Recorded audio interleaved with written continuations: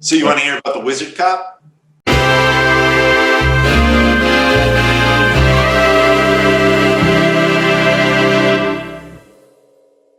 So I went down to the Theosophical Society, to this open house that they had, and there was just two people there. And one of them was their librarian, which was this kind of hip hop guy. He was wearing a hip hop outfit, but the hat, instead of having like a sports team logo on it, had the Eye of Horus on it. And then the other guy was this policeman.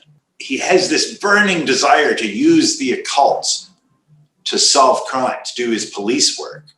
And he can't talk to the other cops about it because they're all pretty Christian, you know? So like he can't talk about like, no, we gotta use more Aleister Crowley on the force. That's what he wants.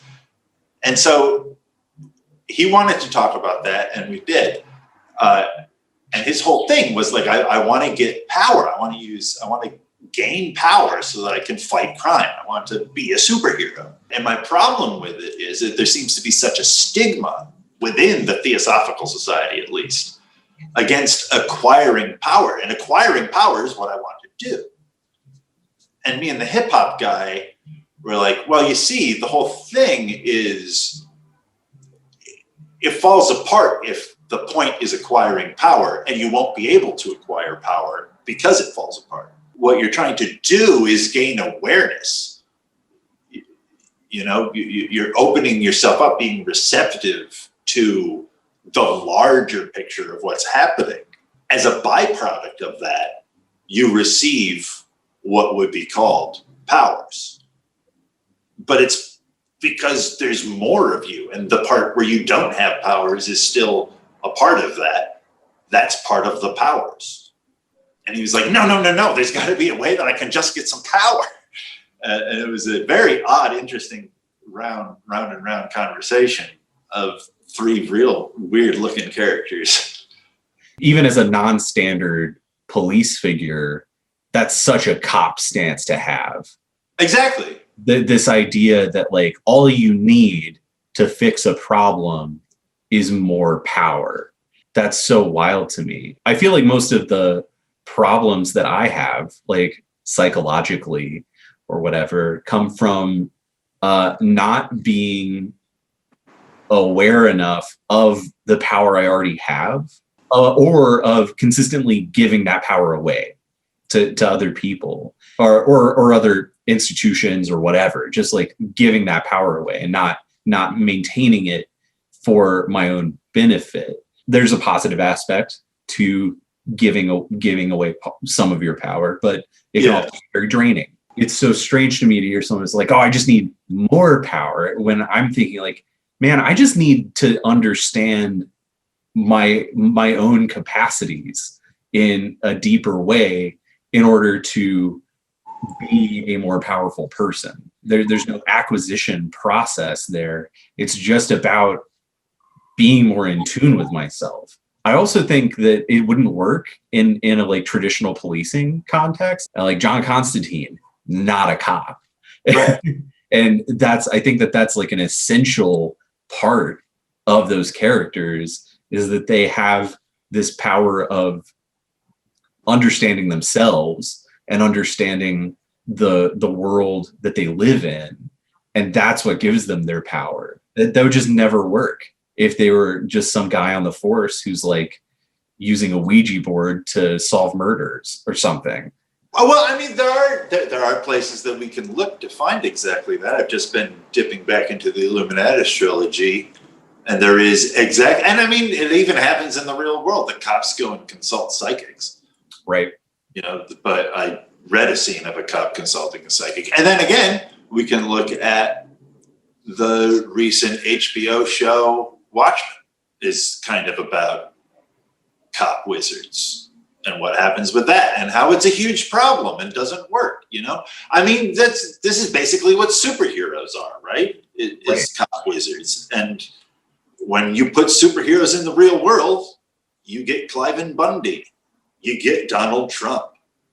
You know, these are people who are like, damn the law, I have to take things into my own hands. This is entirely what this season of The Boys is about. It's talking about wizard cops that become wizard cops because they are celebrities. Another weird poisonous thing.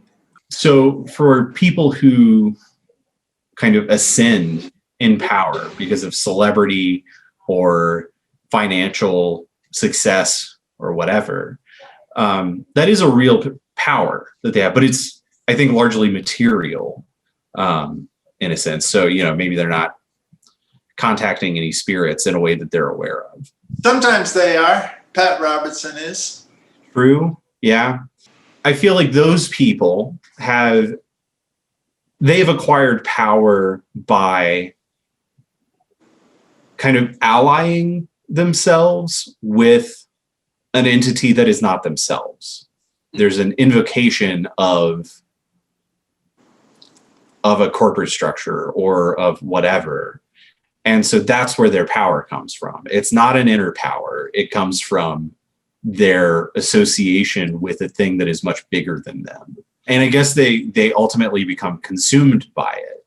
Mm-hmm. And so it's a devil's bargain always. Like, you're not going to be able to acquire that kind of power without giving yourself over to it completely. What I'm trying to figure out is that the line between the power that the wizard cop seeks and where that comes from, and the power that Jeff Bezos has and where that comes from, and the power that an individual who's kind of doing the self work with others has. And I guess the differences between them and the risks that are associated with them. It's the second law of thermodynamics, I think. If you're stacking up a whole bunch of energy in one place, eventually it falls over under its own weight. So Wizard Cop, he's looking for power. Eventually that power is going to get to be too much, and he's going to just shoot somebody immediately upon arriving at the scene, Same thing with Jeff Bezos. He's stacking up his power. Eventually somebody's going to kill him just because we need food. The difference between that and like trying to empower yourself is like, you're not empowering yourself isn't like stacking up power, I don't think. Like, it's not consolidation. Well, because it's also about, especially the process that we've been talking about, at least, involves that other, like, and particularly the act of using a tarot card deck in this Gnostic way. Like, it's about listening to a part of you that's beyond the ego part of you. Like, it's not stacking up; it's a spreading out. So it's more stable in that way. It's not. You're not liable to have this collapse that occurs when you're stacking up power just based on your ego. It's a lot harder to knock over a structure that's evenly distributed and low to the ground.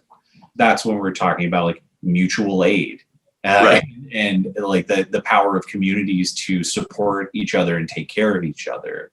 And in a way, the community is greater than the sum of its parts, but ultimately it is always beholden to its components, right? Which are the individuals that comprise it. So it can't cephalize, if it can only serve the interests of the people who drive it. And I mean, as anarchist as all this sounds, I mean, cephalization does have advantages. You can direct the organism better when, certainly higher form organisms have heads, so there are natural benefits to cephalization, but it's important to keep in mind a healthy nature of it and not losing the individual to being the head of a large organization. And I mean, this all makes sense when you think about good management techniques. A good manager listens and delegates, and in this way is although they are a concentration of power, they're also spreading that power back out, which in turn gets the other components to give the power back to them. And then you have a circulation of power. And that's the other thing. Cephalization becomes a problem when it's a stagnation of power. Stagnant power is poisonous. Stagnant power is useless. It's potential energy, whereas kinetic energy is what's actually doing work. So you want to keep the power moving. We talk about this in the card wealth. That's what this card is all. That card is all about is burying money, but now the money's just all collected in this buried place. It's not being used. It's the whole concept of secret. Like secret is the worth of a secret is a careful balance between who doesn't know and who does know. If nobody knows, then the secret isn't secret, it's forgotten. But the more people that know, it's less secret and more just a known thing. So it's that this weird balance. But yeah, so there are ways to cephalize that are good, I think. That makes sense. I think it's the going with this metaphor, like usually when you get a head, you get eyes, which can like consolidate that sort of ego, but you also get a mouth. And the mouth consumes. So if a group encephalizes, but they're not able to control the mouth, then they run the risk of that mouth, gorging itself. And then that cephalic entity grows and grows and grows. Maybe eventually it'll start eating the people that are holding it up. Exactly. It'll eat itself. Yeah, or it'll eat its own tail eventually. Ouroboros style. But then again, it could become a butterfly. Then that's maybe a whole other discussion then. An idea of the chrysalis as an alternative to unfettered growth. This is kind of the story of Dune to a degree, I think. Yeah. Thinking about the deck as a tool for both greater knowledge of the self and a greater understanding of the self as an aspect of the universal. This is maybe a technology that helps avoid some of the pitfalls of cephalization, of like making this move towards a corporate entity that we trust to speak for us, but that we should know does not have our interests at heart. As opposed to the universal, which can only have the interests of everything at heart. The corporate entity or the eidolon or the leviathan or whatever is something that is greater than ourselves, but it is also a point of division from the universal. Yaldabaoth. Right. So when so when you yoke your horse to the demiurge's wagon, you're also selling that part of yourself that can partake in something that is much bigger than even that. Right. And actually, this kind of goes back to when we were talking about dogma and gnosis, where like there is a degree to which yoking yourself to that demiurge wagon is, i.e. engaging in a dogmatic pursuit is good if that dogma is something that's designed to get you to a point of gnosis, which is a totally valid way of getting to gnosis. When it's the right God and that God gets you there, great. And that is kind of a thing that we're doing here. This is this is a dogma whose aim is gnosis, I would say.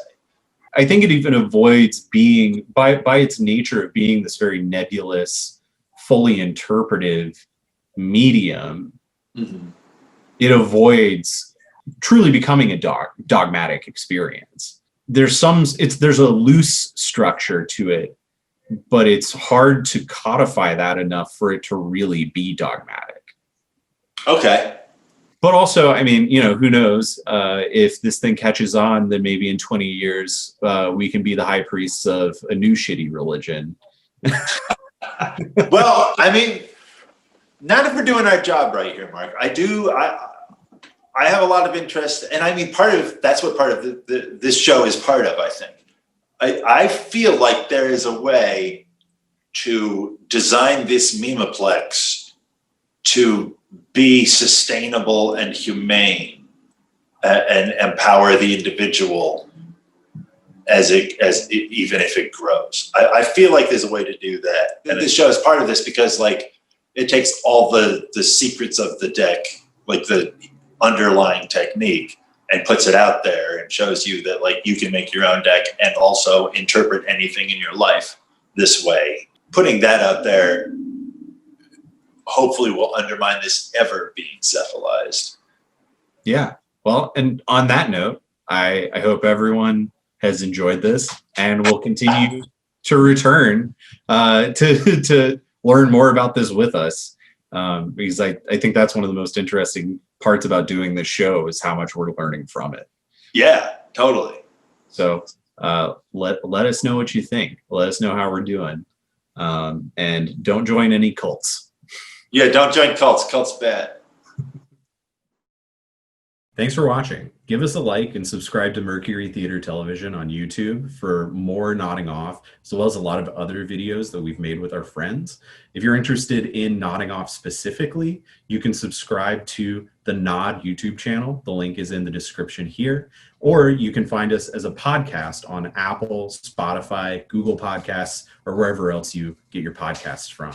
Also, we have a mailing list that we'll only be using to give updates about the Noetic Oracular deck as it nears completion and when it becomes available for pre-order. So if you're interested in that, be sure to sign up. The link in the description.